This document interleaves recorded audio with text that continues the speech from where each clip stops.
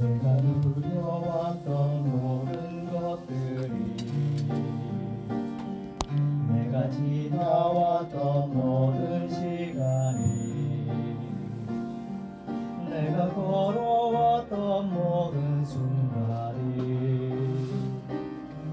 당연한 것 아니라 은혜였소. 아침에 해가 뜨고 저녁에 농을, 봄의 꽃향기와 가을의 열매, 변하는 계절의 모든 순간이 당연한 것 아니라 은혜였소. 모든 것이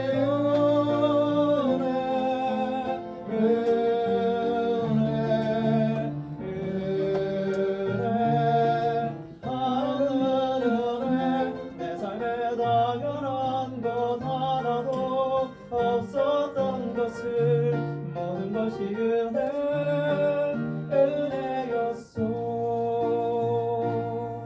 내가 이 땅에 태어나 사는 것, 어린아이 시절과 지금까지 숨을 쉬며 살며 꿈을 꾸는 삶, 당연한 것 아니라 은혜였소. 내가 하나님의 자녀로 살며 오늘 찬양하고 예배하는 삶, 복음을 전할 수 있는 축복이 당연한 것 아니라 은혜였소. 모든 것이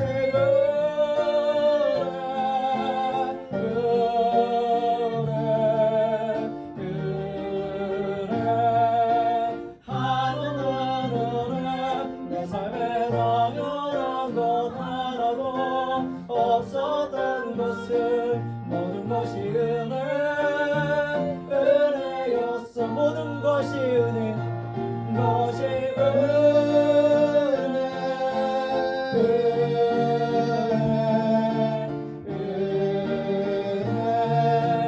하나는 내 삶에 당연한 것 하나도 없었던 것을 모든 것이 은혜였어.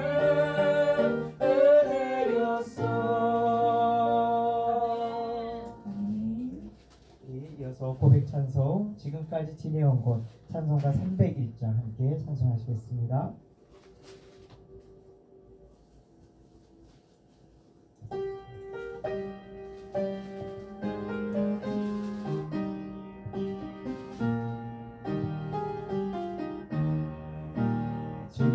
지금까지 지내온 것 주의 크시느라, 한이 없는 주의 사랑 어찌 이루 말하랴. 자나깨나 주의 소리 항상 살려주시고 모든 애를 주 안에서 형통하게 하시네. 몸도 마음도 연약하나 세임마가 사는데, 불보듯이 부으시는 주의 은혜 족하다. 사랑 없는 거리에나 험한 산길에 맹해 주의 손을 굳게 잡고 찬송하며 가리라. 주님 다시 배울 날이 날로 다가와. 무거운 짐 주께 맡겨 벗을 알도 벌잡네. 나를 위해 예비하신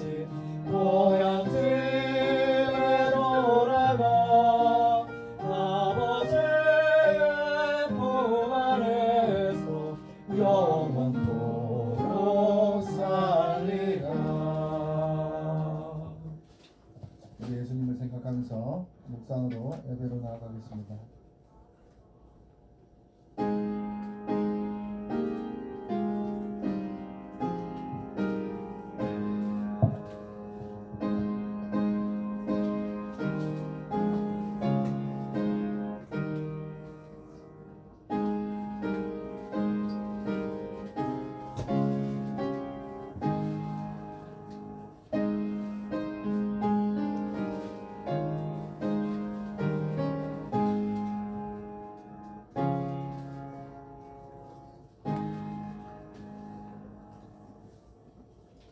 성문으로 나아가라 백성이 올 길을 닦으라. 큰 길을 수축하라. 돌을 제하라. 만민을 위하여 기치를 들라. 여호와께서 땅끝까지 선포하시되 너희는 딸 시온에게 이르라. 보라 내 구원이 이르렀느니라. 보라 상급이 예수에 있고 보응이 예수 앞에 있느니라 하셨느니라. 아멘. 사랑이 많으신 하나님 아버지, 지난 한 주간 동안에 주님의 성령의 보존하심과 보호하심과 돌보심 안에 살아갈 수 있도록 하나님 인도하여 주셔서 감사합니다. 어미닭이 새끼를 품듯이 우리를 품어주셨고 살아왔던 인생의 여정 속에서 나이나 된 것이 하나님의 은혜였음을 기억합니다. 주님의 보호하심도 느끼지 못할 때도 있었지만 그래도 하나님께서 언제나 변함없이 보호하셨고 주님이 주신 은혜가 항상 우리에게 있었으나 그 은혜를 발견하지 못했던 우리의 연약한 것들을 용서하여 주시옵소서. 또한 거룩한 주일을 맞이하여 건강한 몸과 마음으로 성전 앞에 나와 이렇게 하나님 앞에 예배를 드릴 수 있는 기회를 허락하신 은혜에 감사를 드립니다. 오늘은 예수님께서 이 땅 가운데 오신 성탄절 후 첫 번째 주일 하나님 앞에 예배를 드립니다. 하나님, 우리 마음 가운데 임하셔서 이 예배 속에서 주님의 말씀에 믿음의 귀가 열리고 믿음의 찬송이 열리고 믿음의 섬김이 열리는 역사들이 있게 하여 주시기를 간절히 원합니다. 예배의 시종일관을 주님께 부탁합니다. 홀로 영광 받아주시고 성령님께서 임하셔서 저희를 변화시켜 주실 줄 믿고 예수님의 이름으로 기원하옵나이다. 아멘. 우리 십자가 찬송가 280장을 주님께 올리겠습니다.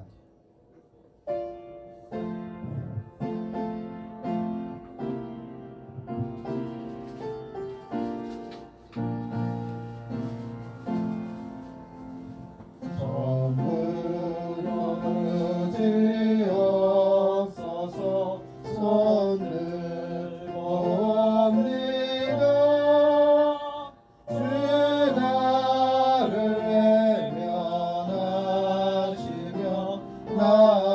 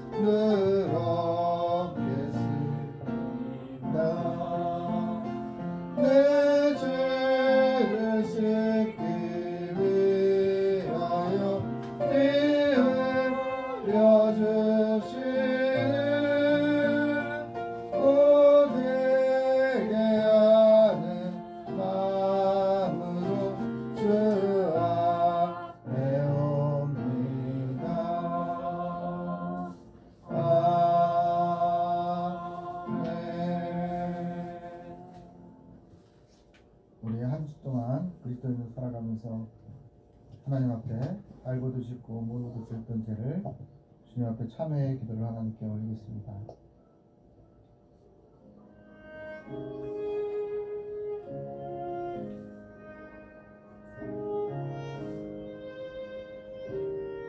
하나님 아버지 감사합니다.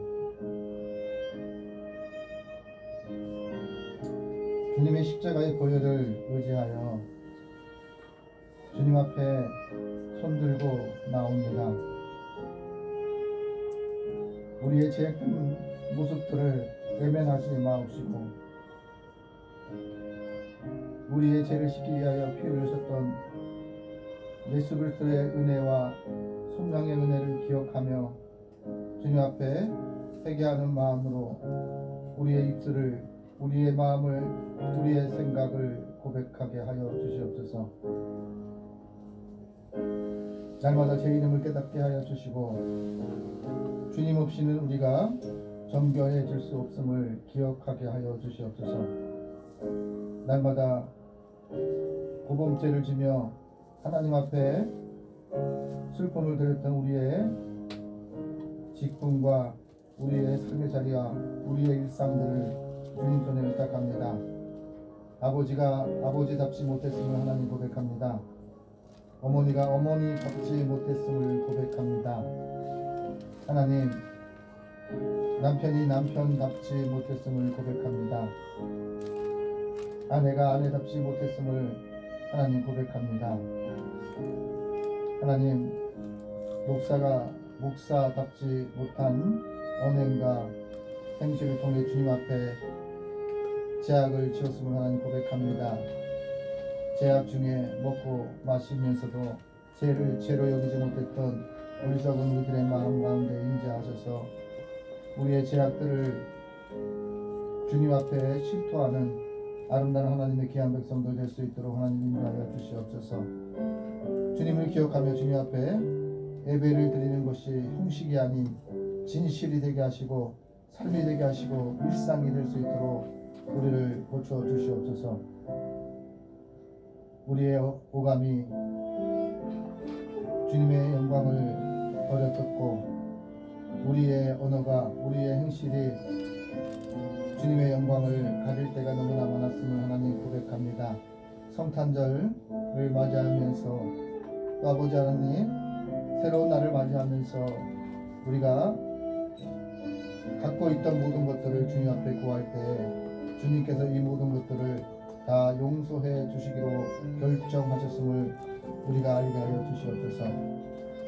회개하는 것을 무감각하게 회개하지 않게 도와주시고 우리의 간절과 골수를 쪼개사 하나님 앞에 부끄러움 없는 그리스도인으로 삶을 살아낼 수 있도록 인도하여 주시옵소서. 가난과 질병과 고통받는 이웃을 향해서 냉정한 마음으로 눈을 감았던 어리석은 마음들을 용서하여 주시옵시고 개인의 욕심과 개인의 고집만을 채워가며 살았음을 하나님 고백합니다. 이 모든 죄와 허물을 주님 앞에 회개하오니 용서하여 주셔서 머리 대신 교회를 세워가는데 아버지 하나님 귀한 도구가 될 수 있도록 우리를 고쳐 주시옵소서. 그러는 조학에 맞추어 하나님과 나만이 아는 죄를 계속해서 하나님 앞에 참회의 기도를 올립니다. 하나님 아버지, 십자가의 고통 없이 우리가 아무것도 깨끗해질 수 없고 우리가 천국 갈 수 없음을 하나님 고백합니다. 오직 예수 그리스도 외에는 구원자가 없음을 기억하게 하여 주옵소서. 민감한 반응을 가지며 예수를 찾고 예수님을 위하여 예수님을 도구가 되는 역사가 있게 하여 주시고 하나님 그것이 영광임을 깨닫게 하여 주시기를 간절히 원합니다. 받는 것만 좋아하지 않게 도와주시고 대접하는 하나님의 귀한 백성들 마음과 심령 속에 하나님 보시기에 좋았다고 칭찬 듣는 살아계신 하나님이 나타내 주시기를 간절히 소망합니다. 주님의 권능이 주의 정도의 삶의 자리 속에 일상 속에 순종할 때에 이 모든 것을 더해주신 하나님이 삶의 자리에 나타날 수 있도록 고쳐주시고 인품이 성품이 되어 갈 수 있도록 하나님 인도하여 주시기를 간절히 원합니다. 서울장신교회를 주님 손에 의탁합니다. 서울장신교회를 바르게 세워주시고 보이는 것이 전부가 아닌 보이지 않는 영적인 안목들을 가지고 주님 앞에 예배를 드리며 함께 협력하여 하나님의 나라를 이뤄가게 하여 주옵소서. 하나님께서 말씀하십니다. 그런즉 누구든지 그리스도 예수 안에 있으면 새로운 피조물이라 이전 것은 지나갔으니 보라 새 것이 되었다. 고린도후서 5장 17절 말씀을 통해서 하나님께서 말씀하셨습니다. 말씀에 의지하여 성부와 성자와 성령의 이름으로 하나님 앞에 참 회개하는 자에게 하나님께서 용서하여 주시기를 원하십니다. 이제 주님이 가르쳐준 기도로 우리의 결단의 삶을 주님께 고백하겠습니다. 하늘에 계신 우리 아버지, 아버지의 이름을 거룩하게 하시며 아버지의 나라가 오게 하시며 아버지의 뜻이 하늘에서와 같이 땅에서도 이루어지게 하소서. 오늘 우리에게 일용할 양식을 주시고 우리가 우리에게 잘못한 사람을 용서하여 준 것 같이 우리의 죄를 용서하여 주시고 우리를 시험에 빠지지 않게 하시고 악에서 구하소서. 나라와 권능과 영광이 영원히 아버지의 것입니다. 아멘. 우리 부활 찬송가 노동문 19번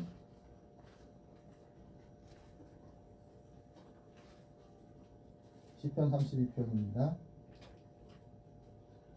노동문 19번 시편 32편. 허물의 사함을 받고 자신의 죄가 가려진 자는 복이 있도다. 마음에 간사함이 없고 여호와께 정죄를 당하지 아니하는 자는 복이 있도다. 내가 입을 열지 아니할 때에 종일 신음함으로 내 뼈가 새하였도다. 주의 손이 주야로 나를 누르시오니 내 진액이 빠져서 여름 가뭄에 마름같이 되었나이다. 주께 내 죄를 아뢰고 내 죄악을 숨기지 아니하였더니 곧 주께서 내 죄악을 사하셨나이다. 이로 말미암아 모든 경건한 자는 주를 만날 기회를 얻어서 주께 기도할지니라. 진실로 홍수가 범람할지라도 그에게 미치지 못하리라. 주는 나의 은신처이오니 환난의 나를 보호하시고 구원의 노래로 나를 두르시리이다. 너희 의인들아 여호와를 기뻐하며 즐거워할지어다. 마음이 정직한 너희들아 다 즐거이 외칠지어다. 아멘. 부활 찬송가 359장을 주님께 올리겠습니다.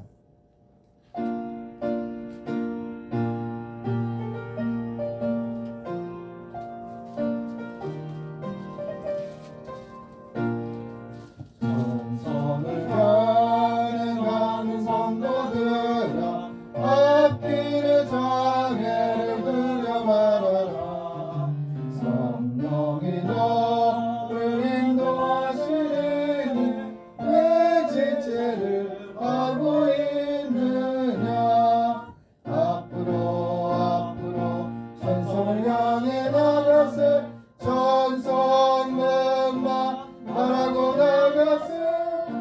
모든 천사 너희를 영접하러 문 앞에 기다려 서 있네.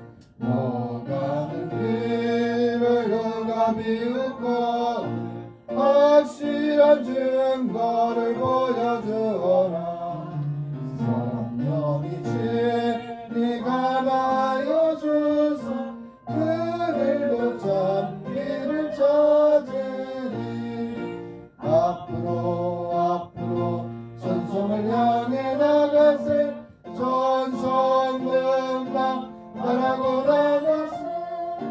모든 천사 너희를 영접하러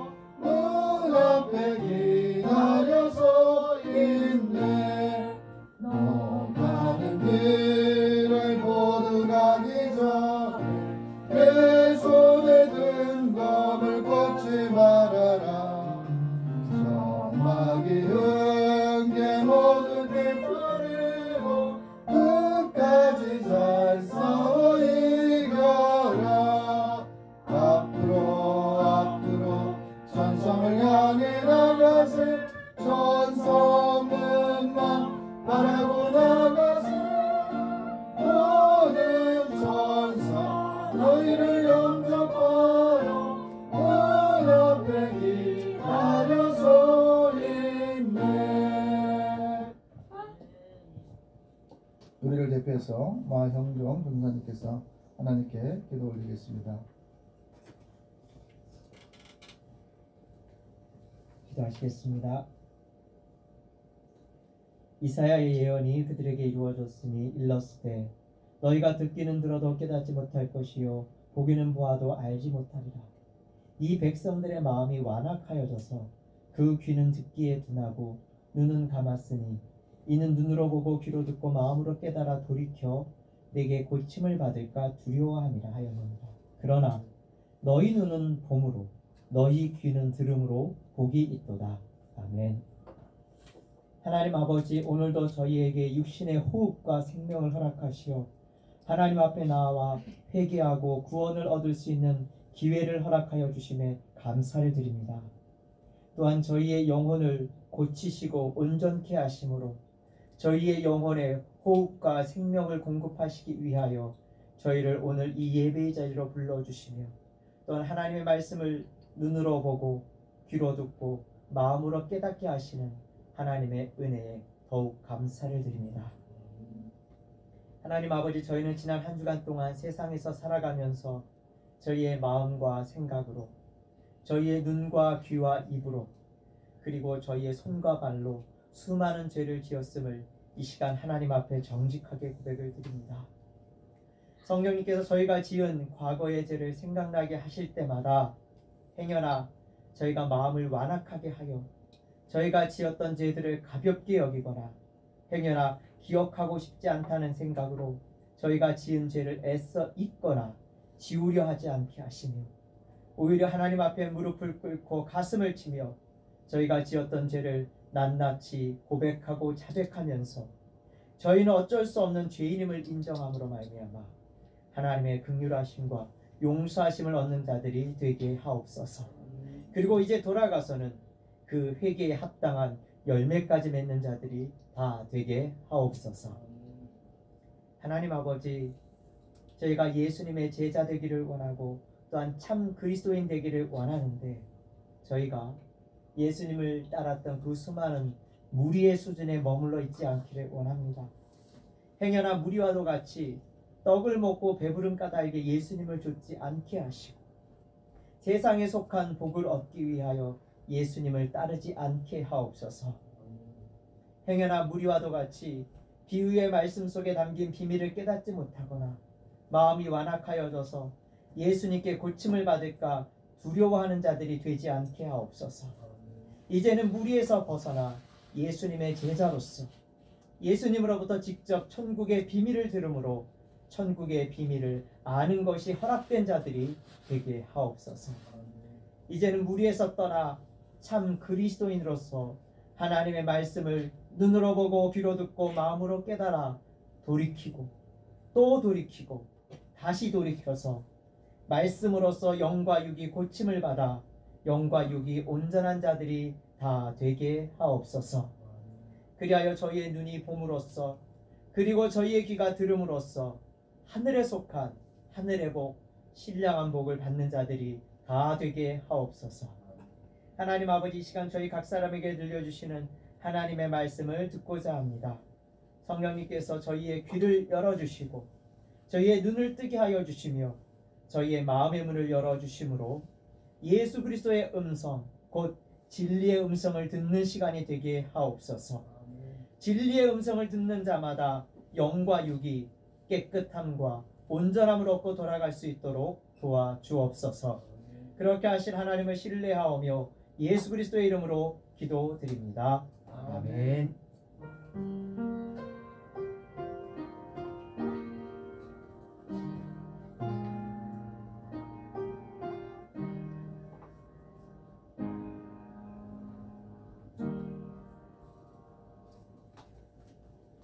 하나님의 말씀은 사도행전 16장 6절에서 15절까지 말씀입니다. 신약성경 215페이지입니다.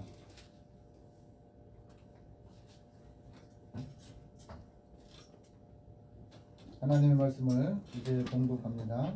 봉독할 때 말씀 속에서 하나님의 음성을 들으시기를 바랍니다. 성령이 아시아에서 말씀을 전하지 못하게 하시거늘 그들이 부르기아와 갈라디아 땅으로 다녀가 무시아 앞에 이르러 비두니아로 가고자 애쓰되 예수의 영이 허락하지 아니하시는지라.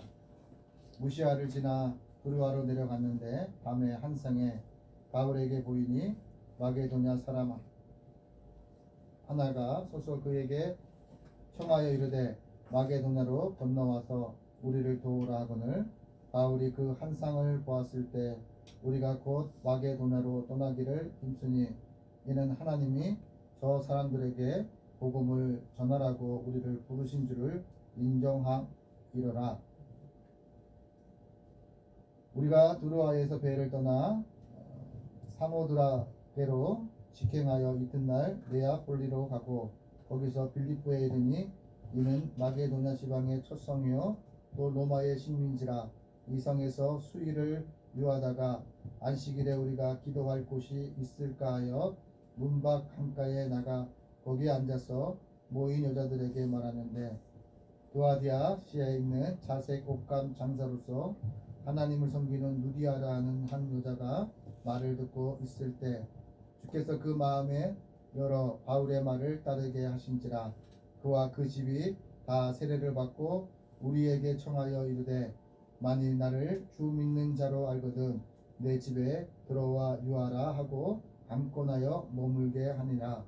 아멘. 우리 미랄 찬양대에서 마음 가난한 사람이라는 제목으로 하나님께 찬양을 올리겠습니다.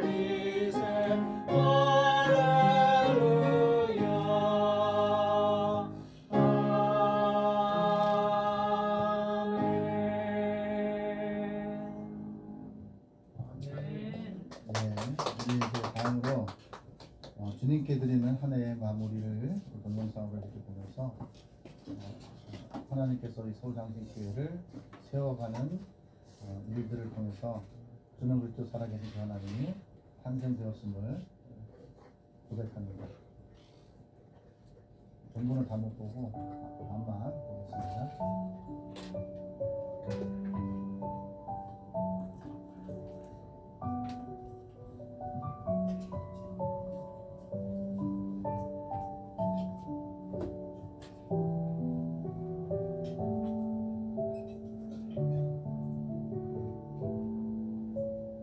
화려하지 않아도 정결하게 사는 삶, 가진 것이 적어도 감사하며 사는 삶, 내게 주신 작은 힘 나눠주며 사는 삶, 이것이 나의 삶의 행복이라오.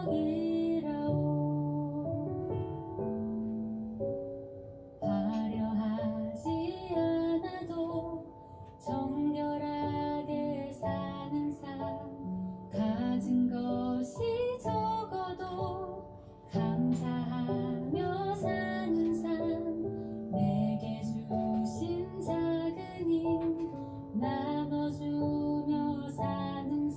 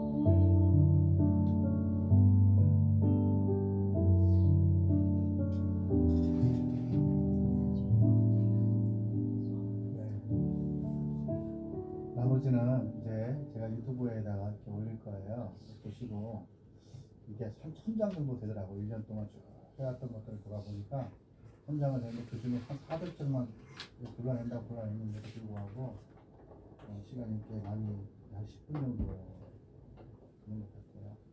그래서 여러분들이 1년 동안 하나님께 서울장신교회와 함께하신 하나님, 그리고 고시영 목사님이 우리 교회에서 마지막 설교했던 게 작년 12월 25일이 마지막 설교였어요.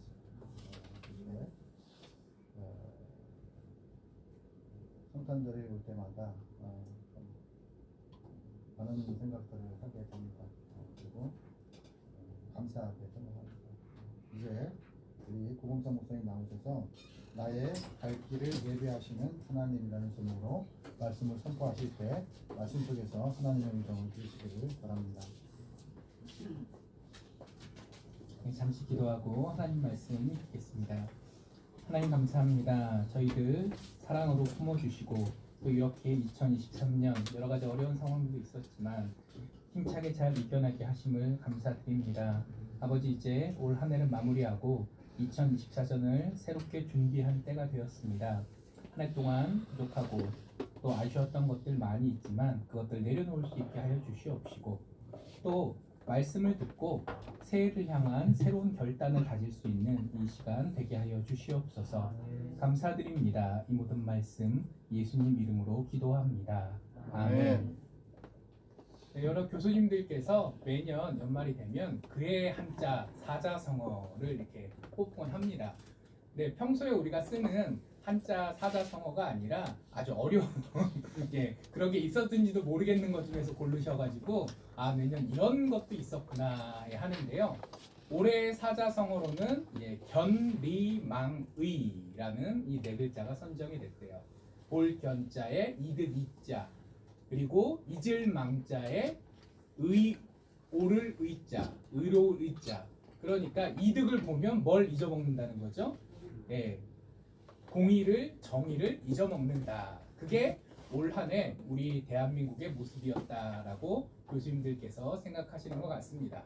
꼭 교수님들만 그러신 것이 아니라 우리 평범한 우리 성도님들께서 세상살이를 둘러보아도 올 한 해 동안 많은 어려움들이 있었고, 또 그것들이 뭐 어려워진 대외 여건들이나 또 누구 한 사람 탓이라게 할 수 없는 정말 과거부터 차곡차곡 누적돼 왔던 어떤 내부적인 모순 때문인 부분도 물론 있겠지만, 특정한 사람들이 그 이득을 보면서 자기의 본분과 도리를 잊고 살아갔기 때문에 안 그래도 어려운 상황이 더 어려워지는 모습들을 우리가 볼 수밖에 없었던 것 같습니다.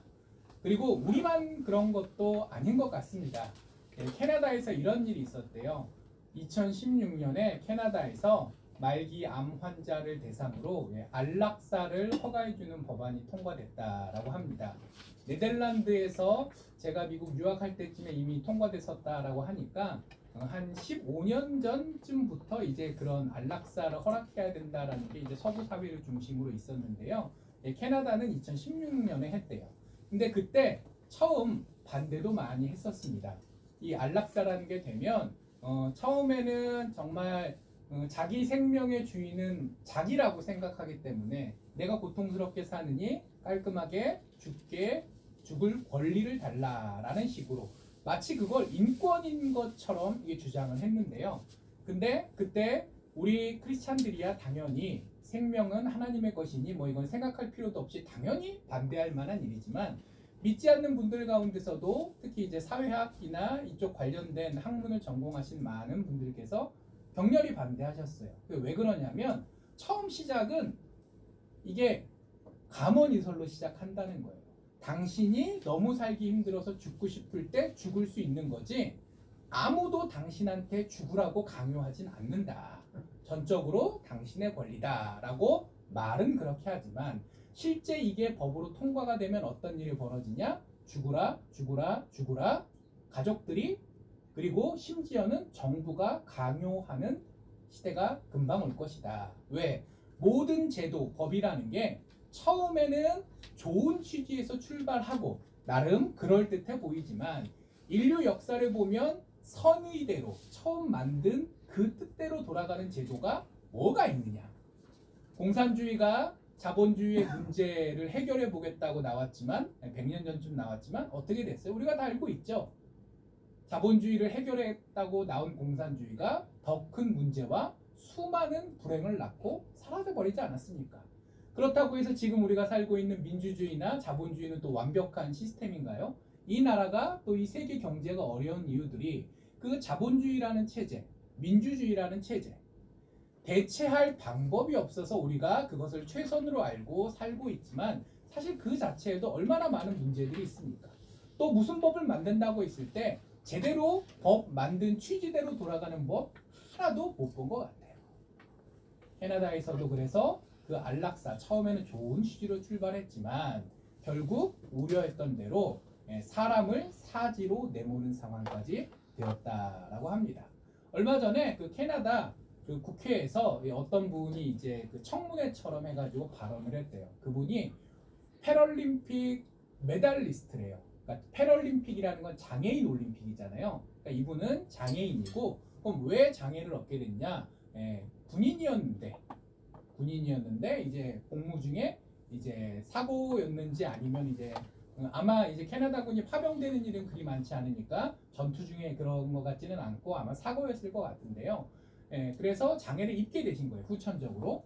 그런데 나라를 위해서 복무하다가 사고를 당해서 장애를 입어서 이제는 휠체어를 타셔야 되는 상황이 됐고 그 상황에서도 낙심하지 않고 나에게 주어진 삶을 아름답게 꾸려보고자 최선을 다해 살아서 패럴림픽 선수까지 돼서 메달까지 딴 분인데 이 분이 이제 관계 당국에 나 휠체어 타고 이동해야 되는데 이동하는 동선에 이게 뭐 경사로라 그러잖아요. 휠체어로 갈 수 있는 길이 잘 안 돼 있으니까 좀 설치 좀 해달라라고 얘기했더니 관계 공무원이 와서 죽으라 그랬다는 거예요.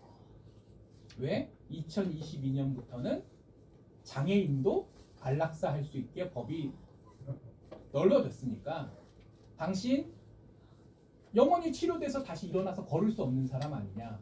귀찮게 휠체어 타게 경사로 만들어달라고 하지 말고 죽으라고 얘기를 했다는 거예요. 공무원이 공식적으로 그 어떤 민원에 대한 대답으로 한 말입니다. 자, 그리고 이게 이 예전에 나라를 위해서 봉사했던 이분 입장에서는 너무 억울한 일이어가지고 이슈가 제기돼가지고 결국은 우리로 따지면 국회 청문회 석상까지 올라간 거예요. 그리고 조사를 했더니 이분한테만 이런 일이 벌어진 것이 아니라 확인된 것만 해도 몇 분이 더 있고 아마 지금 2022년에 장애인도 안락사를 신청할 수 있다는 법이 통과되자마자 1년도 안 돼서 이런 일이 벌어지고 있으니 그러니 앞으로는 그 안락사 법을 둘러싸고 당신은 사회에 도움이 안 되니까 집안에 도움이 안 되니까 죽어라 죽어라 죽어라 하는 시대가 실제로 걱정했던 것처럼 그 캐나다 사회에 닥치게 되었다라는 거죠. 자, 이렇듯 인간은 좋은 취지로 무언가를 해보려고 시작을 하지만 결과적으로는 자신의 이득이나 편의를 위해서 의의를 잊고 다른 사람을 힘들게 할 때가 많이 있습니다. 꼭 이 캐나다의 어떤 극단적인 상황만 우리가 놓고 볼 것이 아니라 사실 정도는 다르지만 우리 역시도 때때로 가해자가 되고 그리고 또 피해자가 되면서 이득을 위해서 하나님의 뜻을 또 정의를 잊고 살아갈 때가 얼마나 많이 있습니까? 세상 사람들이 그러는 것까지는 뭐 어쩔 수 없다고 치더라도 사실 신앙인이라고 하는 우리조차도 그 한계에서 그리 자유롭지 못하지 않습니까? 그래서 하나님께서는 우리의 그러한 연약한 모습을 돌아보고 그 가운데서도 신앙인으로서의 합당한 올 한 해를 마무리하며 내년 새해를 출발할 수 있도록 오늘 사도행전 16장 말씀을 주셨습니다. 이 말씀 보면 다 잘 아시는 말씀일 거예요. 바울이 2차 전도 여행을 가던 중에 원래 계획을 하나님께서 막으셔서 이걸 어떡하나 고민하고 있는데 밤중에 자는 중에 마게도니아인의 환상을 보고 이제는 유럽으로 여태까지 이전까지는 복음은 아시아 땅에서 이스라엘 그 지역 아시아 땅이잖아요. 제일 서쪽이긴 하지만 그리고 1차 전도 여행했었던 터키 중부지방 갈라디아 땅이 아시아가 우리가 사는 아시아를 얘기하는 게 아니라 오늘 성경의 아시아는 터키 땅 중에서 제일 유럽에 가까운 3분의 1이 아시아고 중간 토막이 갈라디아라고 생각하시면 돼요. 뭐 더 정확히 하면 또 복잡해지는데 그냥 쉽게 생각하시면. 그래서 그 전 오늘 본문이 있기 전까지는 갈라디아 땅까지 바울이 전도를 갔거든요. 그러니까 여전히 복음은 아시아 땅에서만 우리가 생각하는 그 아시아 땅에서만 머물러 있었는데 처음으로 이제 유럽으로 예수 그리스도에 대한 복음이 전파되는 사건이 벌어진 거죠. 근데 단순히 오늘 본문의 사건이 유럽에도 로마 제국 중심부로 복음이 전해졌다라는 그런 선교사적 관점에서만 생각하기에는 아까 말씀드린 것처럼 인간이 이득을 보면서 또 자기 계획이나 자기 생각에 따라 살기 쉬운데 그러지 말고 신앙인으로서의 본분을 생각해 보아야 한다라는 것을 강력하게 설명해 주시는 부분이기도 한 이유는 자 6절 맨 시작부터 이렇게 말씀하시죠. 성령이 아시아에서 말씀을 전하지 못하게 하시거늘. 이 선교의 역사가 사람의 계획대로 진행된 것이 아니라 성령께서 그 가운데 밀어주실 거는 밀어주시고 막으실 것은 막으신 방식으로 하나님께서 친히 역사하셨다라는 것부터 설명해주고 있기 때문일 겁니다. 자, 바울은 다소라는 동네 사람이었어요. 다소가 어느 동네냐면은 터키에서 남쪽으로 제일 그 시리아 땅에 붙어 있는 동네예요. 그러니까 그냥 지도가 머리에 안 떠오르실 테니까 쉽게 말씀드리면 1차 전도 여행을 갔던 갈라디아라는 동네는 원래 바울이 살던 옆 동네예요. 바울이 대구 사람이라면 한 대전 정도 가서 전도를 했다라고 생각하시면 되는 거예요.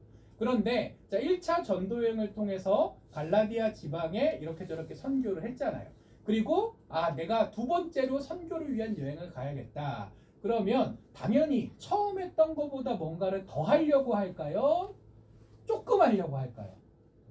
더 하려고 하는 게 정상이잖아요.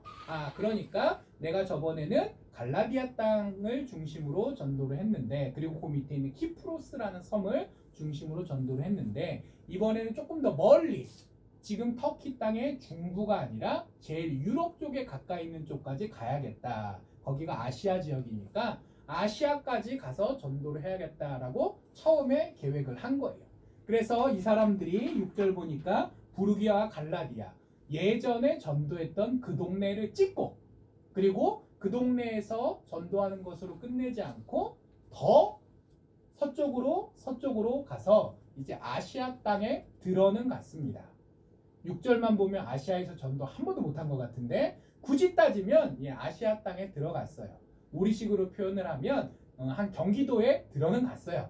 들어는 갔는데 서울에서 전도를 하려고 했는데 경기도에서 서울을 못 들어갔다 정도로 생각하시면 될 것 같습니다.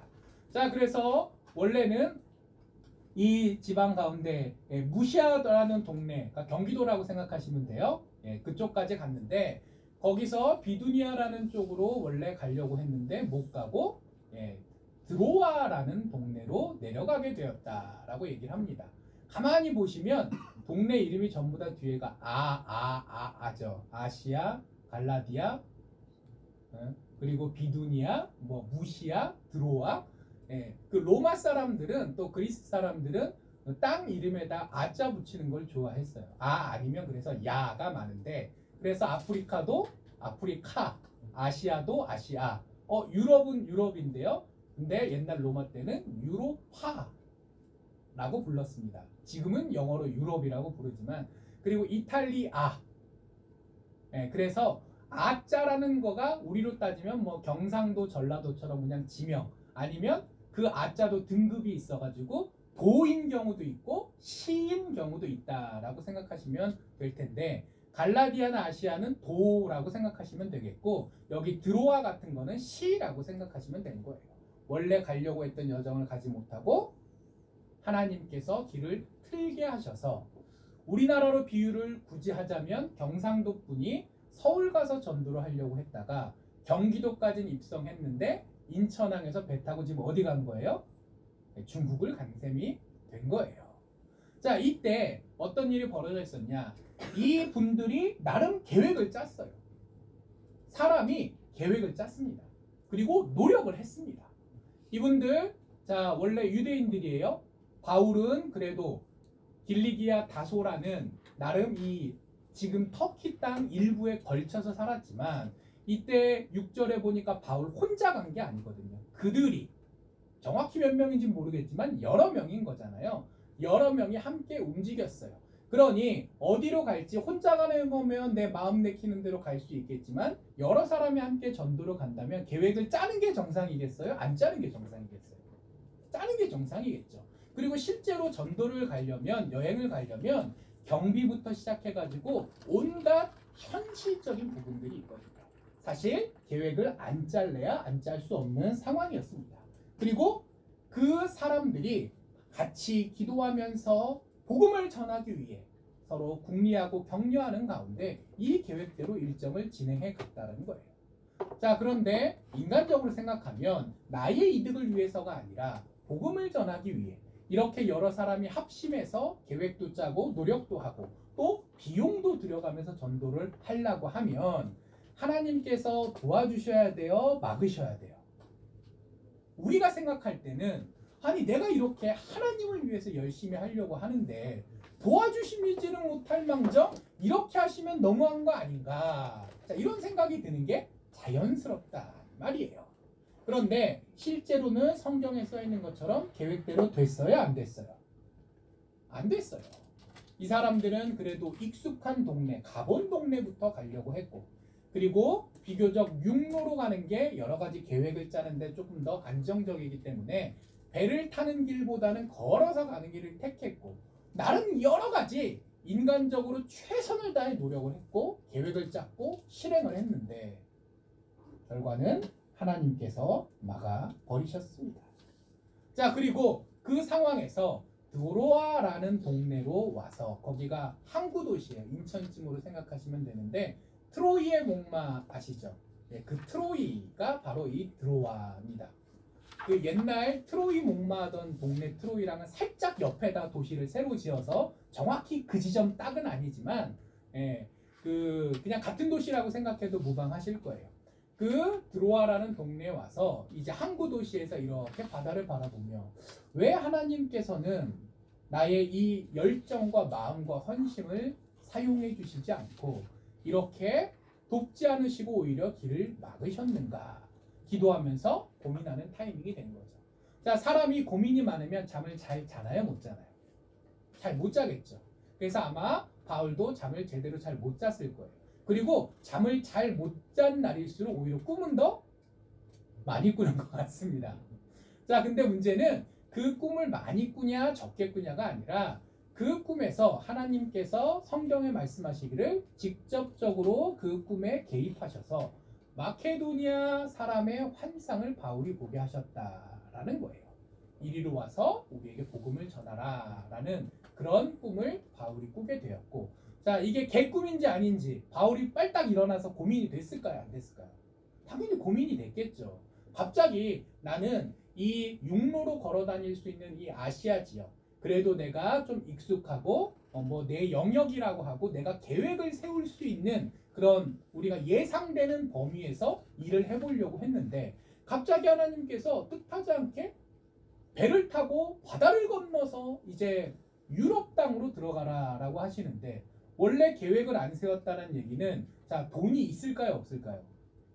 여기까지 갔다가 집에 가려고 왔는데 지금 여기까지 왔는데 거기서 배 타고 지금 중국으로 넘어가라는 거예요. 자, 거기에 대해서 일정도 꼬이고요, 돈도 꼬이고요, 그리고 나 혼자도 아니고 여러 사람이 있으면 원래 여행 일정이라는 게 겨우겨우 맞춰서 가는 거잖아요. 두 사람만 일정 맞추려고 해도 얼마나 골치 아파요. 그런데 여러 사람이 어렵게 일정을 맞춰서 간 건데 거기서 새롭게 갑자기 변한다. 그리고 그 유럽 땅에 가본 적도 없고 가서 뭔가를 해본 적도 없으니 두려운 마음도 있었을 거고 정말 밑도 끝도 없는 상황에 갑자기 이런 환상을 보게 되니 바울이 고민할 수밖에 없었습니다. 그리고 오늘 본문 10절에 보면 이렇게 되어 있죠.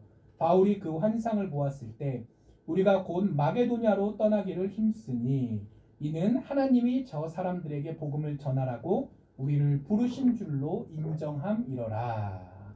아멘. 사람이 계획을 세우고 그 계획에 따라 최선을 다해 열심히 일하고 있었는데 그것이 막혔을 때 바울과 그 일행은 하나님을 원망하거나 낙심하여 주저앉지 않고 이 뜻대로 되지 않는 상황 가운데서도 여전히 하나님께서 우리를 붙들고 계시고 우리를 통해 복음을 전하실 거다라는 믿음을 가지고 있었어요. 그리고 나의 계획대로 진행되지 않는 이 상황 가운데서 하나님께서 새로운 갈 길을 알려주실 때 하나님 근데 이거는 계획이 없던 일이라 제가 준비가 안 돼서 근데 가서 도대체 어디에 머물면서 뭘 어떻게 해야 되죠? 자, 이렇게 두려워하면서 아니 하나님 그래도 저희가 세운 계획대로 그냥 밀고 나갈 테니까 도와주세요. 자기 중심적으로 일하려고 하지 않고 하나님께서 우리를 빌립보, 이 마게도냐라는 지역이 지금으로 따지면 그리스 북쪽 지방이거든요. 그 북쪽 지방에 있는 동네로 가서 복음을 전하게 하시려나 보다. 계획대로 되지 않는 것, 이런 꿈을 꾼 것, 그 모두 하나님의 뜻이라는 것을 알고 그리고 이제는 내 뜻이 아니라 하나님의 뜻대로 배를 타고 마게도냐 지역으로 건너가고자 노력했다라고 되어 있습니다. 자, 내 뜻대로 되지 않았을 때, 내가 손해를 봤을 때 하나님께 감사하는 것 쉽나요? 어렵나요? 자, 그래도 거기는 100번 양보해서 그래요. 그래도 하나님께서 내 모든 것들을 주관하시니 지금 당장은 뭔가 아닌 것 같아도 하나님께서 선히 이끄시겠지라는 믿음으로 아멘하고 지나갈 수 있겠다 치지만 근데 그 상황 가운데서 내가 계획하지도 않고 심지어는 싫어하는 일을 억지로 하라고 하시는 것 같으면 그것까지도 감사하실 수 있으세요? 그건 더 어려운 일이겠죠. 근데 거기까지도 우리가 믿음으로 순종한다고 해도 실제로 내가 계획하지 않고 심지어는 하기 싫었던 일을 하기 위해서 노력하는 것까지 하는 것이 과연 쉬울까요? 아니, 전혀 그렇지 않았을 겁니다. 내 계획이 어그러졌을 때 한번 실망할 것이고 그리고 그 가운데 하나님께서 가라 하시는 거 어쩔 수 없지라는 마음 정도까지 먹는 거는 혹시 모르지만 그러니까 내가 이제부터 최선을 다해 하나님의 뜻대로 나의 손해를 감수하면서 일해보겠다라고 마음을 먹는 건 참 어려운 일일 거예요. 하지만 바울은 그리했습니다. 바울 혼자만 그러한 것이 아니라 바울과 함께 전도여행을 떠났던 사람들도 모두가 마음을 모아서 그리했습니다. 내 뜻이 아니라 내 계획이나 내 이득이 아니라 하나님을 중심으로 하나님의 뜻에 따라 내 삶을 그 하나님의 뜻에 부합시키고자 맞춰가고자 노력했던 사람들, 바로 하나님께서 이 모습을 통해서 바울을 통해서 유럽 땅에 복음이 전해졌다라고 간단히 이 2차 선교여행을 기록하신 것이 아니라 이리 자세하게 기록해 주시면서 그 바울의 마음, 그 바울의 결단, 그 바울의 헌신이 지금 이 시대를 살아가는 우리들에게도 동일하게 필요한 것임을 말씀해주고 계십니다. 세상은 이득을 보면 도리를 잊어버리는 시대이지만 그러나 우리 믿는 자들은 어려움이 있을지라도 이득이 아니라 오히려 내가 손해를 볼지라도 하나님께서 우리에게 주신 뜻에 따라 나의 믿음을 지키며 본분을 다할 수 있어야 하겠습니다.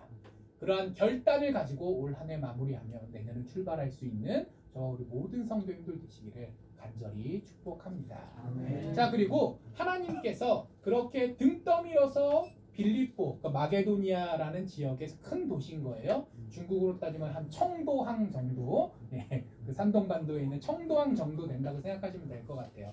자, 글로 보내시면서 11절부터 보면은 그냥 보내신 걸로 끝나지 않고 그 헌신하고 수고한 바울과 그 일행들을 위해서 놀라운 일을 베푸시는 것을 또 우리가 볼 수 있게 됩니다. 자, 이 사람들이 계획이 없던 일을 갑자기 하려니까 우왕좌왕할 거잖아요. 해야겠다는 마음은 있지만 사람이 이 한계가 있기 때문에 그 미리 계획하지 않았던 거를 착착착 진행하는 건 참 어렵거든요. 그래서 보니까 여러 가지 우여곡절을 거쳐서 중간에 여기 갔다 저기 갔다 나름 이렇게 복잡한 경로를 통해서 결국 빌립보까지 가는데 성공합니다. 마음만 노력하겠다가 아니라 실제로 애써서 빌립보까지 건너가는데 성공한 거예요. 자, 근데 막상 빌립보에 딱 도착하니까 뭐 해야 되죠? 잘 모르겠어요. 그 전까지는 나름 계획이 있었어요.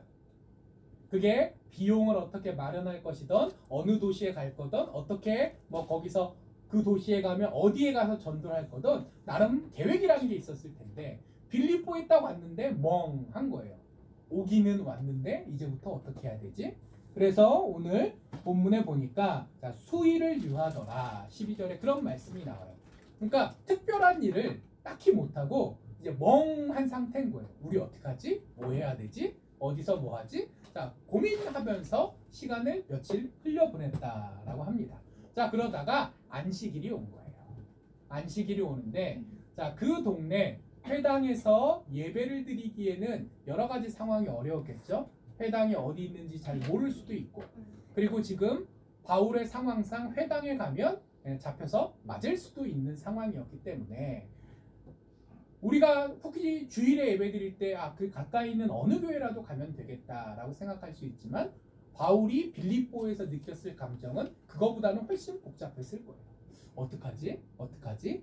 요즘 같았으면 그럼 집에서 영상으로 예배 드려야겠다 그랬을 텐데 그때는 그런 생각조차 할 수 없던 시대니까. 자, 그래서 바울과 일행이 일단 나갑니다. 어디라도 모여서 기도할 수 있는 또 제대로 형식을 예전을 다 갖추지 못하더라도 예배를 드릴 수 있는 공간이 있을까? 일단 밖으로 나온다는 거예요. 그러다 밖으로 나와서 처음 오는 도시에 어디로 갈지 계획도 없잖아요. 방황하다가 여러 사람들이 모여있는 장면을 보게 됩니다. 그리고 그들과 얘기를 하게 됐다라는 거예요. 그 중에 오늘 본문을 보니까 루디아라는 여인이 있었다라고 해요.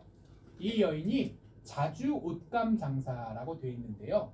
요즘은 옷감 물 드리는 게 뭐 화학약품으로 잘 드리니까 색깔도 예쁘게 잘 나오지만 옛날에는 색깔을 선택할 수 있는 여지가 되게 적었어요. 특히 제일 내기 어려운 색은 파란색이었고요. 파란색이었고 그래서 이 로마 시대 때는 파란색 옷감은 사실상 없다고 보시면 돼요. 뭐 인도 쪽에서 수입되는 게 혹시 있었을지 모르겠지만 그 로마 전역에서 생산할 수 있는 그 옷감 염색할 수 있는 그 색깔 중에는 파란색은 없었고 그리고 제일 비싼 거가 바로 이 자주색이에요.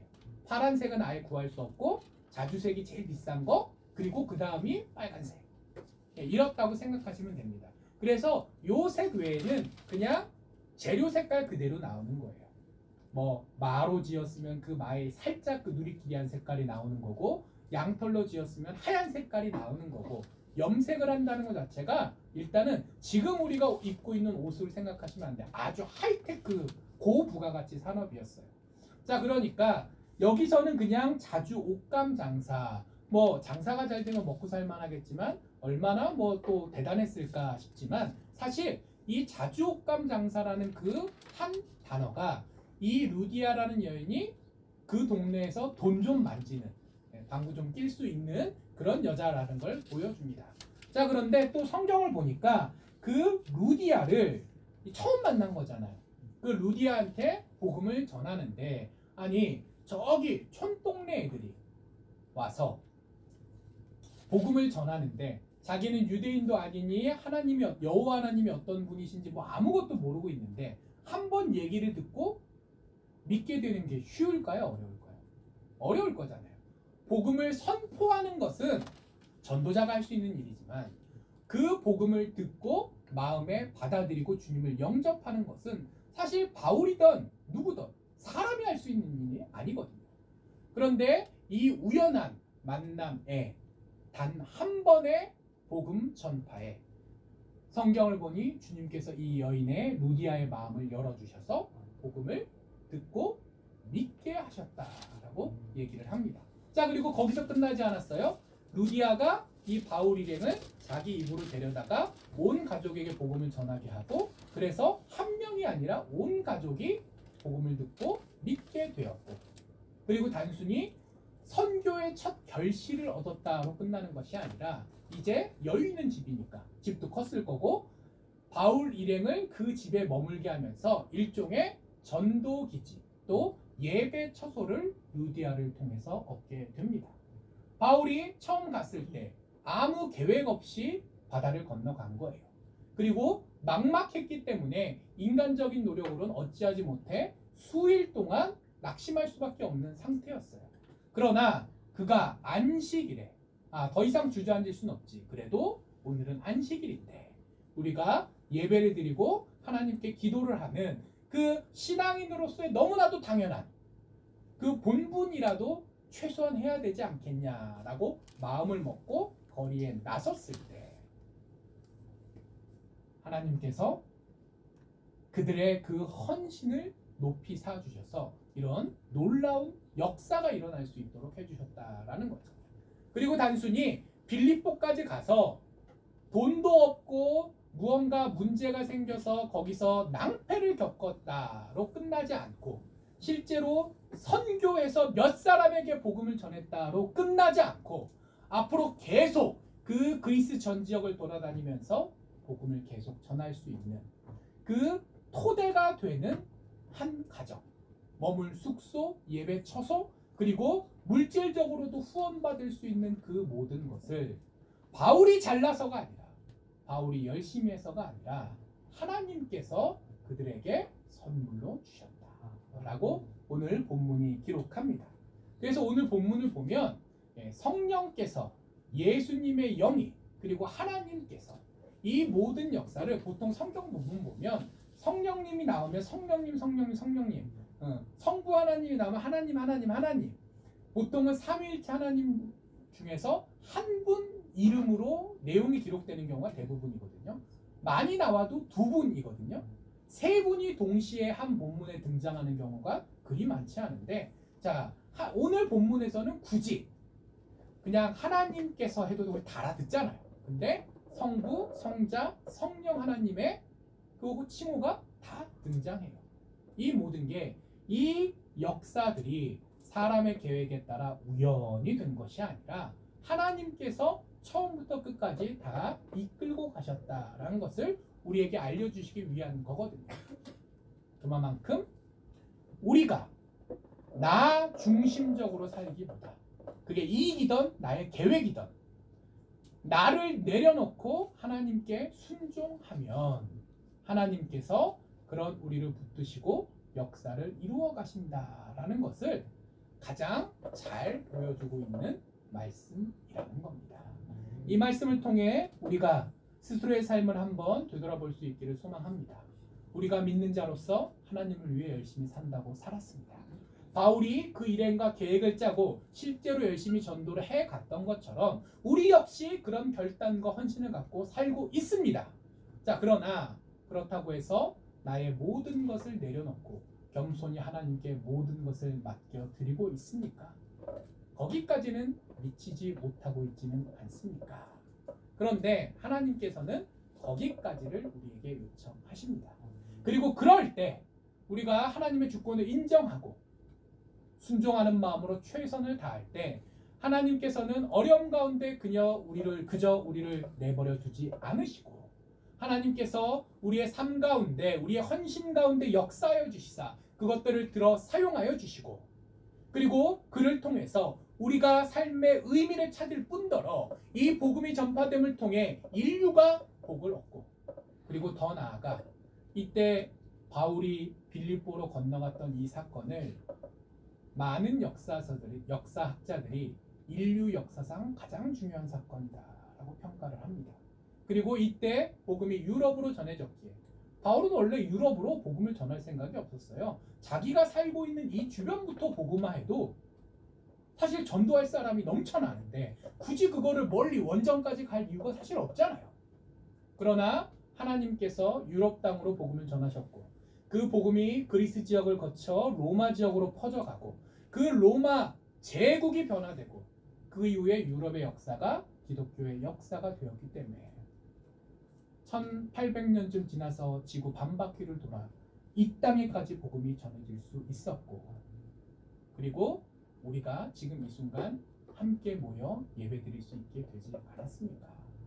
바울은 여기까지 될 줄 몰랐겠지만 바울의 그 내려온 노력과 그리고 그 순종과 헌신이 결국은 우리를 구원에 이르게까지 하는 놀라운 역사의 한 축복의 통로가 되어 주었습니다. 우리 역시도 그렇게 살 수 있을 줄 확신합니다. 내가 살아서 직접 보지는 못할지언정 내가 나를 내려놓고 하나님 중심으로 살기를 결단하고, 그리고 마음으로만 결단하는 것이 아니라 그렇게 살기 위해 노력할 때 하나님께서는 우리 한 사람 한 사람의 그 정성과 헌신을 갸륵히 여겨주실 것이고 그것들을 들어 사용하여 주실 것입니다. 나의 계획대로 살기보다 예비하신 하나님을 믿고 하나님의 뜻에 따라 살아갈 수 있는 우리 모두 되기를 간절히 축복합니다. 기도하겠습니다. 하나님 감사합니다. 지금까지 지내오면서 믿는 자로서 합당하게 살기 위해 노력했지만 부족할 때도 많이 있었음을 고백합니다. 그러나 그 상황 가운데서도 여전히 나의 손을 붙들고 계신 하나님이시여, 정말 우리 한 사람 한 사람이 하나님의 자녀로서 합당한 삶을 살아낼 수 있도록 하나님께서 저희들의 삶의 중심이 되어 주시옵시고 저희들을 끊임없이 깨우치시며 붙들어 주시옵소서. 그래야 주실 줄 믿사오며 이 모든 말씀 예수님 이름으로 기도합니다. 아멘.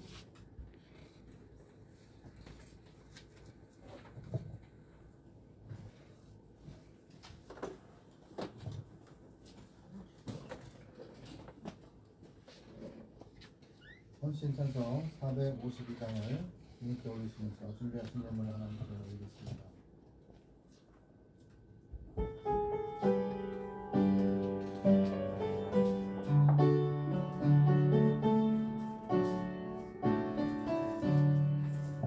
내 모든 손 그녀의 죄로 예수님 남기 원함이라. 예수님 영상 나에게 위해 세상에 복음이 전해. 예수님 남기 내가 원하네. 날 구원하실 예수님을 내 마음속에 주로 걸어서 주님의 형상이 지소서. 무한한 사랑 풍성한 긍휼 슬픈 자 위로하시는 주.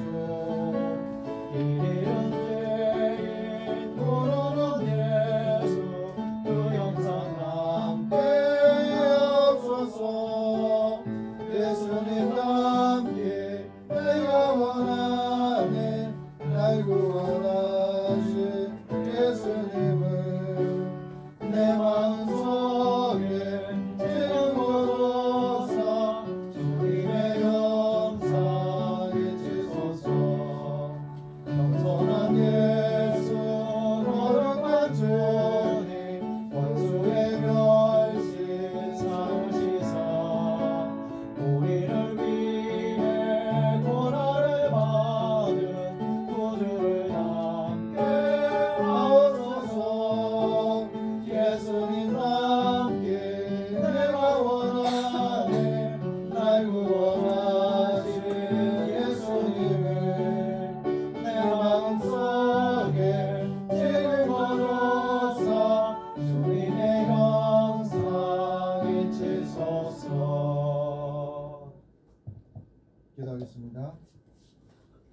주는 그리스도 살아계신 하나님, 주님을 기억하고 주님을 인정하여 하나님 앞에 예물을 올립니다. 하나님 예물이 쓰이는 곳곳마다 주의 성전이 바르게 세워지는 역사가 있게 하여 주시고 영혼이 바르게 세워지는 역사가 있게 하여 주시고 믿음이 바르게 세워지는 역사가 있게 하여 주시기를 간절히 소망합니다.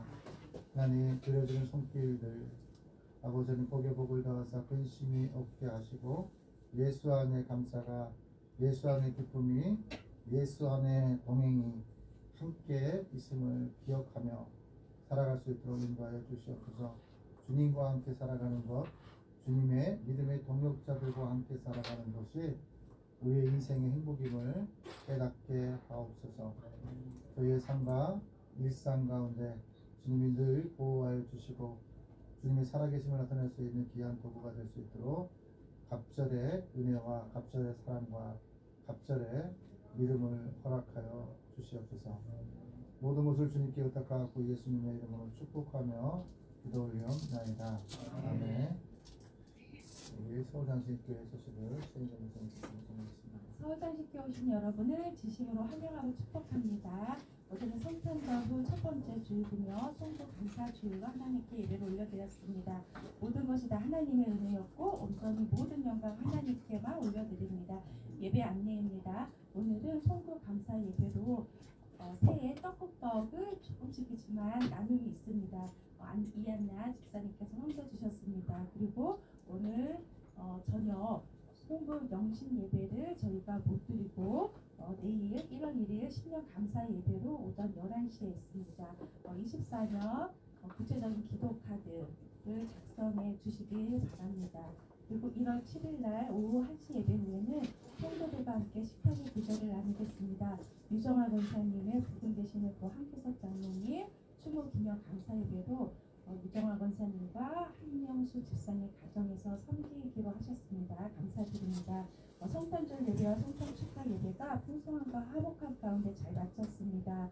손정원 집사님과 강용자 권사님께서 귀한 떡을 섬겨주셨고 신재풍 집사님, 예경 권사님, 최현정 집사님 케이크 섬겨주셨습니다. 마영정 전사님께서 뷔페로 점심과 차, 또 저녁은 또 김승열 목사님, 또 차는 조지현 집사님과 김선우 권사님께서 섬겨주셨습니다.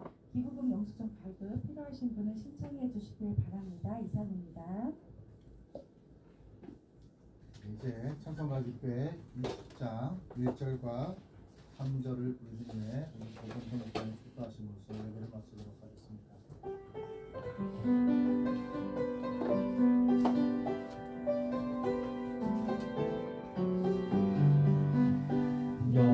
여기에 모이리 주의 은총하는 자여라 주께서 이 자리에 함께 계심을 아노라 언제나 주님만을 찬양하며 따라가리니 시험을 당할 때도 함께 계심을 믿노라 이 믿음도 그것이라 주가 지켜주신다 어두운 밤에도 주의 밝은 빛 인도하여 주신다 여기에 우리들이 사랑받는 주의 자녀라 주께서 뜻하신 바 우리 통해 펼치신다 고통과 슬픔 중에 더욱 주님 의지하오니 어려움 이겨내고 주님 더욱 찬양하라 이 믿음도 굳세라 주가 지켜주신다 어두운 밤에도 주의 밝은 빛 인도하여 주신다